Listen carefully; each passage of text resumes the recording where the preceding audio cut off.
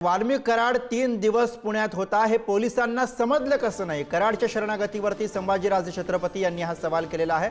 वाल्मिक कराड 7 आरोपींचा म्होरक्या आहे, त्याच्यावरती मोक्का लावा अशी मागणी संभाजीराजे यांनी केली। धनंजय मुंडेंना मंत्रिपदावरनं हटवलं पाहिजे अशी मागणी सुद्धा संभाजीराजे यांनी केली। धनंजय मुंडेंना पदावरनं हटवल्याशिवाय न्याय मिळणं कठीण आहे अशी भावना संभाजीराजे यांनी व्यक्त केली आहे।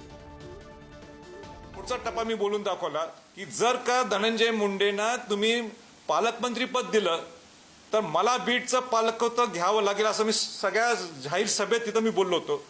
माजी मुख्यमंत्रींना परत एक विनंती आहे की त्यांना कुठल्याही परिस्थितीत तुम्ही जर पुढचं पालकमंत्री दिलं, खरं म्हणजे त्यांना त्या पदावरच कमी करायला पाहिजे, त्याशिवाय न्याय मिळू शकणार नाही या सगळ्या बीडच्या लोकांना, किंबहुना महाराष्ट्राला न्याय मिळू शकणार नाही।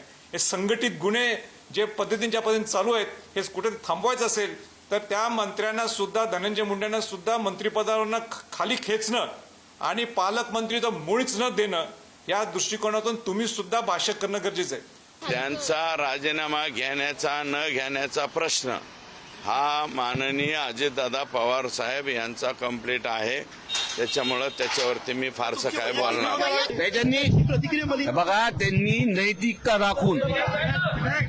त्यांनी नैतिकता राखून जे 28 तारखेला सर्व जातीपातीचे लोक जे बीड जिल्ह्यामध्ये जो मोर्चा झाला, आपल्या सर्व इलेक्ट्रॉनिक मीडियाने तो कव्हर केला, कुणालाही गाडी न देता तिथं लोक स्वतःहून आले की हे कुठेतरी थांबलं पाहिजे।